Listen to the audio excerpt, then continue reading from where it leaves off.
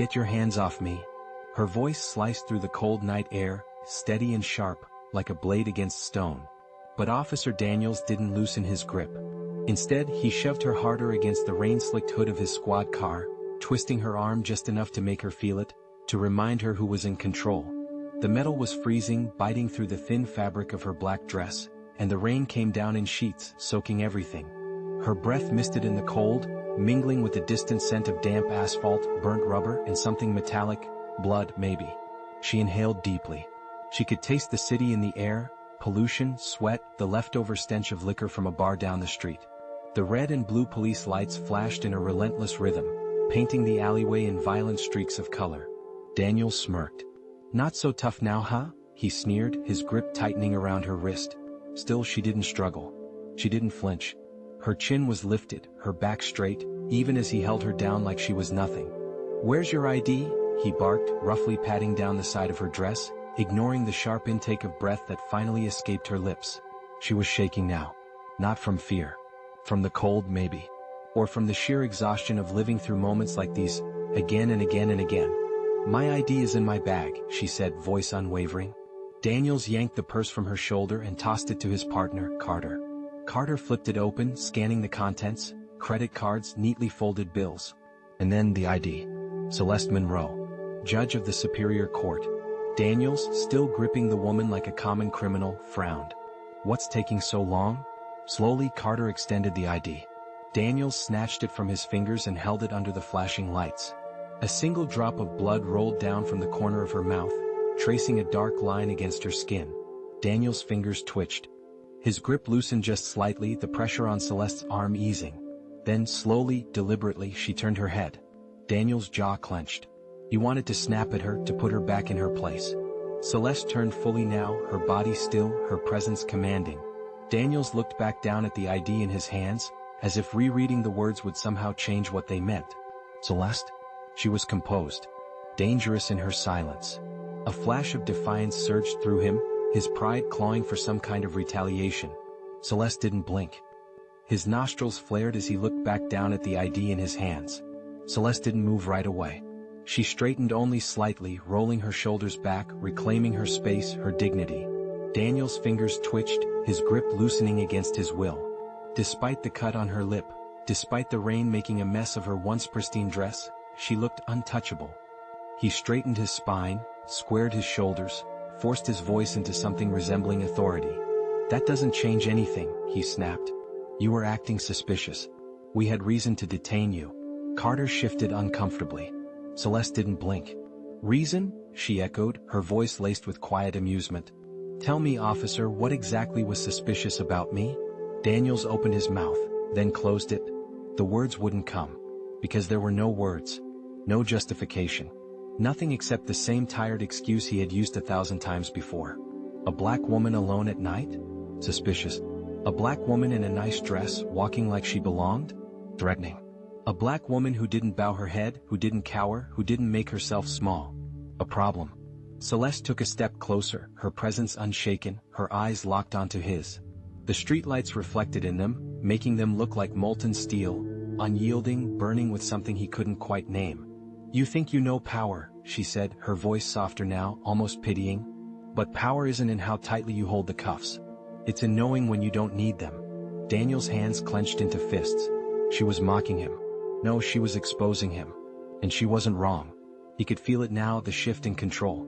It had slipped from his grasp the moment her name was spoken, the moment she had looked him in the eye without fear. He had spent his whole career ensuring people like her stayed beneath him. And now, with just her presence, she had reversed it all. She was above him. And she always had been. The realization made him sick. Carter, sensing the inevitable, cleared his throat. "Daniels," he muttered again, this time firmer. "We should go." Daniel's jaw locked. His pride was a living, breathing thing inside him, snarling, refusing to back down. He had spent his whole life believing that people like her, women like her, needed to be reminded of their place. But Celeste Monroe had never forgotten hers. And now Daniels would never forget either. Without another word, he shoved her ID back into her bag and tossed it toward Carter. Then, with one final, burning glare, he turned on his heel and stormed back toward the squad car. Celeste watched as he slammed the door shut behind him, his face twisted in barely contained rage. She didn't move until the car's red taillights disappeared into the rain, swallowed by the night. Only then did she let out a slow breath.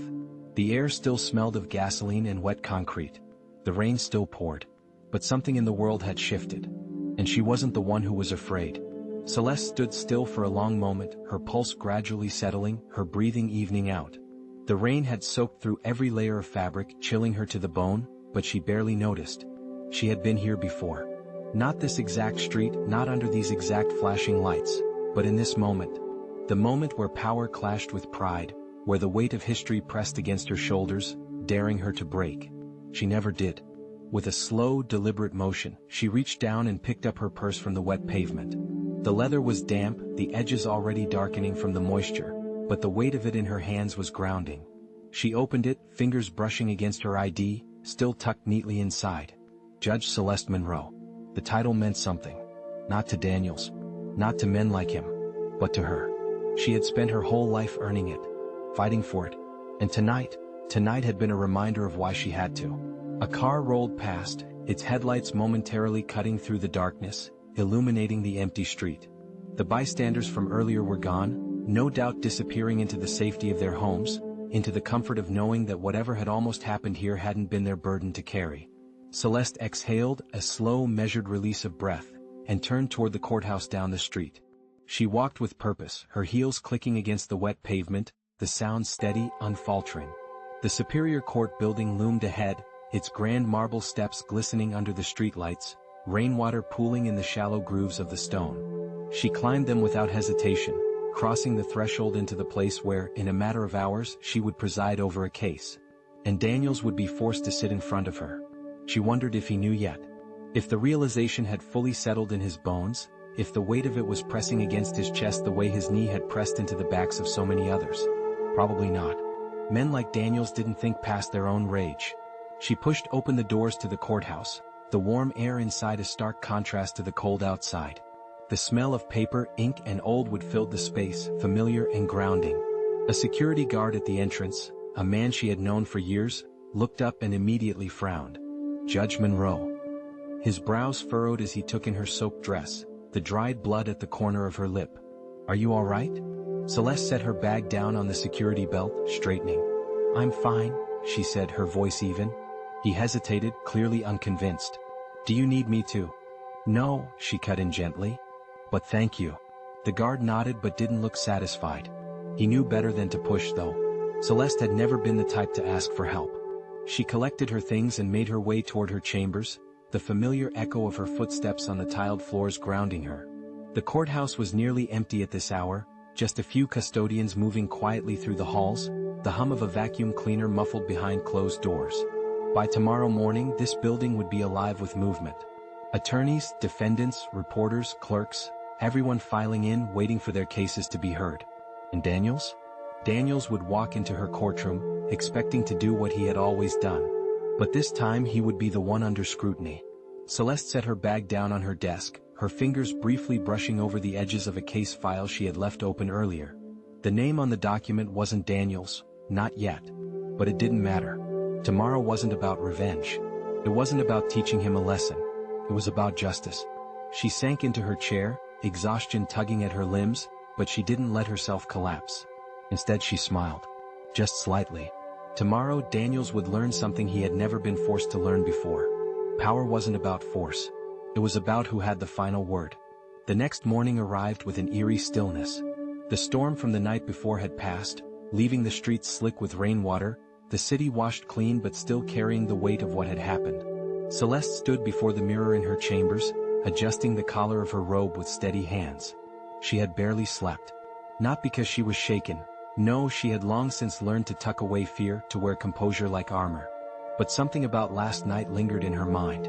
Not the physical force, not the handcuffs or the shove against the car, but the look on Daniel's face when he realized who she was. That flicker of recognition. The moment he understood that his power, his assumed superiority, was an illusion. It wasn't the first time she had seen that look. And it wouldn't be the last. A knock at her door broke her thoughts. Come in, she called, turning just as her clerk, Rachel, stepped inside. Good morning, Judge Monroe, Rachel said, then paused, eyes flicking over Celeste as if she sensed something was off. Everything all right? Celeste nodded once. Fine. Just reviewing the docket for today. Rachel, a sharp woman who had worked under Celeste long enough to know when not to push, simply nodded and handed over a file. They just added another case to your morning session. A disciplinary hearing for an officer. Apparently there was an altercation last night. Celeste took the file, flipping it open. And there it was.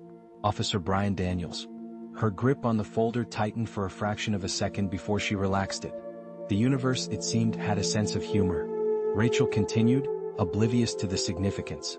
From what I heard, it was a wrongful arrest. He's been reported before, excessive force, misconduct, but it looks like this might be the one that sticks. Celeste exhaled slowly. She wasn't surprised. Daniels was exactly the kind of man who would leave a trail of victims behind him, each one an unchecked file in the system. How many of them had been people who didn't have the privilege of fighting back? Who hadn't had a title to protect them? Today he would finally have to answer for it. She closed the file. Thank you, Rachel. I'll see you in the courtroom. Rachel nodded and left. Celeste sat for a moment, fingertips pressed lightly against the surface of her desk. She had imagined many ways this could play out. But she had never expected the system to actually bring Daniels before her so quickly. And yet, here he was, walking into the one place where his badge meant nothing. Where only the law mattered. She stood, straightened her robe, and left her chambers. The courtroom was already filling up by the time she arrived. A low murmur of voices hummed through the space, attorneys whispering to their clients, clerks shuffling papers, journalists taking their seats in the back. This wasn't just another case. This was news. And then she saw him. Daniels sat stiffly at the defense table, dressed in his pressed uniform, his jaw clenched so tightly it looked like he might shatter his own teeth. His attorney leaned in, whispering something to him, but Daniels wasn't listening. His eyes were locked on Celeste as she ascended the bench, every muscle in his body tense, his face betraying just the slightest hint of unease. The roles had reversed. All rise, the bailiff called, his voice ringing through the chamber. The Honorable Judge Celeste Monroe presiding. The room stood. Daniels hesitated for just a second before he rose with them, his movements slow, reluctant. Celeste met his gaze, her expression unreadable. This court is now in session. And just like that, Daniels' world began to crumble. You said. The courtroom was silent, save for the soft rustle of fabric as people took their seats. The air was thick with anticipation, the kind that crackled between the walls like static before a storm. Every eye in the room flicked between Judge Celeste Monroe and Officer Brian Daniels, the tension palpable, unspoken. Daniels sat rigid at the defense table, his knuckles white where they gripped the edge. He was trying to mask it, trying to sit tall, trying to exude the same authority he carried on the streets, but it was slipping. Celeste could see it in his posture, the barely perceptible tightness in his shoulders. He was afraid. Not of her. No, men like Daniels didn't fear people like her. They feared what she represented. Accountability. Celeste let the silence stretch a moment longer before she spoke, her voice calm but commanding. Officer Brian Daniels, you are here today for a disciplinary hearing regarding allegations of misconduct and excessive force. The court will hear the facts of the case and determine whether formal charges should be pursued. She paused, flipping open the case file in front of her. Daniels' attorney, a middle-aged man in a stiff navy suit, cleared his throat. Your Honor, my client maintains that his actions were lawful and in response to. Celeste lifted a hand. The room fell still. We'll get to your client's defense, counselor, she said evenly. First, I'd like to review the facts. The prosecutor, a sharp-eyed woman named Vanessa Carter, stood. Your Honor, she began, on the evening of February 18th, Officer Daniels initiated a traffic stop on a black female driver under the pretense of a broken taillight. The driver complied fully with his instructions, providing her identification upon request. Despite this, Officer Daniels escalated the situation, ordering her out of the vehicle and detaining her without just cause. Witnesses reported that Officer Daniels used unnecessary force, including pushing the driver onto the hood of her car and placing her in handcuffs. Celeste's fingers grazed the smooth edge of the bench, listening, absorbing. She knew this story. Not just because she had lived it last night, but because it had played out 1,000 times before, with different names, different faces, but always the same ending. Until now. Prosecutor Carter continued, her voice unwavering.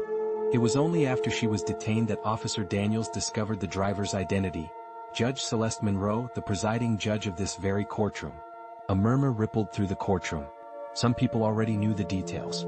Others, especially those in the press, were only now connecting the dots. Daniel's attorney shifted uncomfortably. Your Honor, while we acknowledge the unfortunate misunderstanding, Officer Daniels was simply performing his duty in what he believed to be a high-risk situation. Officers must make split-second decisions for their safety. Celeste leveled him with a look and he fell silent. A high-risk situation? She repeated, arching a brow. She turned her gaze to Daniels. Tell me, officer, at what point did you determine I was a threat? Before or after I provided my identification? Before or after I complied with every order you gave? Daniels swallowed, his jaw tightening. She leaned forward just slightly. Or was it the moment you looked down and saw my skin? Silence. He didn't answer. You didn't have to. The courtroom, the press, the jury of public opinion, they were all answering for him. Celeste inhaled deeply, reining in the storm brewing inside her. She couldn't let it consume her. Not here. Not now.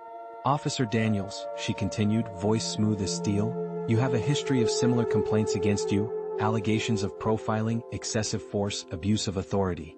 And yet each time the system shielded you. But today that ends. Daniel's nostrils flared, his composure fraying. This is bullshit, he muttered under his breath. Celeste's eyes sharpened. I beg your pardon? Daniels clenched his jaw, his attorney gripping his arm in silent warning, but it was too late. Celeste sat back, her expression unreadable. You know, she mused, last night you had all the power. You had the badge, the authority, the ability to twist the truth however you saw fit. But today? Today the law decides. Daniel's fists curled in his lap, his frustration simmering beneath the surface. He knew what was happening. He was losing. Celeste turned to the prosecutor. Miss Carter, please proceed with witness testimonies. And just like that, Daniel's carefully built world began to collapse, brick by brick. Daniel sat there trapped. He had worn the badge like a shield, convinced it would protect him from the consequences of his own actions. But now, as witness after witness took the stand, that shield was crumbling. The first to testify was a bystander who had been there the night before, a man who had recorded part of the arrest on his phone. He stood nervously before the court, but his voice was steady. I was parked across the street when I saw the officer pull her over, the man said, nodding toward Celeste. At first it looked like a normal stop. But then he started getting aggressive. She didn't do anything wrong, just kept her hands where he could see them, answering his questions. But he didn't care. He just. The man hesitated, his throat working around the words. He just saw a black woman in a nice car and decided that was enough of a reason to pull her out of it. A murmur ran through the courtroom. Daniel shifted in his seat, jaw locked, eyes dark with barely contained frustration. Next came a fellow officer, a younger man, Officer Ramirez, who had been on duty that night but arrived at the scene too late to stop what had already been set in motion. He hesitated as he took the stand, casting a glance at Daniels before exhaling slowly. I've worked with Officer Daniels for 3 years, Ramirez admitted, and I've seen things I should have reported before now. Daniels' head snapped toward him, his face a mask of betrayal. Ramirez avoided his gaze and continued. He has a pattern, pulling over people of color for minor infractions, escalating situations that don't need to be escalated. He's been warned before. But every time it got swept under the rug. Every time he got away with it. A cold silence filled the courtroom. Celeste watched Daniels carefully, her expression unreadable. He was unraveling. His confidence had been the first thing to go, replaced with denial, then anger. And now came the panic. His attorney shifted, sensing the turn in the room. Your Honor, I'd like to remind the court that my client has dedicated years to law enforcement. He has put his life on the line to protect this community. Celeste lifted a hand, silencing him. She turned her gaze to Daniels. Would you like to speak for yourself? For the first time, Daniels hesitated. It was a trap and he knew it. If he spoke, he risked incriminating himself further. If he stayed silent, he would appear weak. Either way, he had already lost control of the narrative. Celeste waited, giving him the chance he never gave her the night before. Daniels swallowed hard, staring down at the table. No, Your Honor, he muttered. She let the silence stretch. Then she nodded. Very well, she said smoothly. Given the overwhelming evidence, the court finds that Officer Brian Daniels acted with clear bias and excessive force in his wrongful detention of Judge Celeste Monroe. A formal recommendation will be sent for his suspension pending further investigation. Daniel's head shot up, his face paling. Suspension. Celeste tilted her head. You should be grateful, officer. Were it not for the system's reluctance to hold men like you accountable, you would be facing much worse. He opened his mouth, then closed it, his fingers clenching into fists. He had lost. But Celeste wasn't finished. She leaned forward just slightly, her voice quiet, firm. I want you to remember this feeling, Officer Daniels. The helplessness, the frustration, the realization that no one is coming to protect you from your own actions. Her gaze bore into him, unrelenting. This is the feeling you've inflicted on others for years. She let those words settle before she straightened in her chair. This court is adjourned. The gavel struck, and just like that, it was over. Daniels sat there, frozen, as the courtroom buzzed with movement around him. Reporters whispered furiously into their microphones. The prosecutor gathered her files with satisfaction. Officer Ramirez released a quiet breath of relief. And Celeste walked out of the courtroom with her head high, knowing that for the first time justice had not been blind. Justice had seen everything.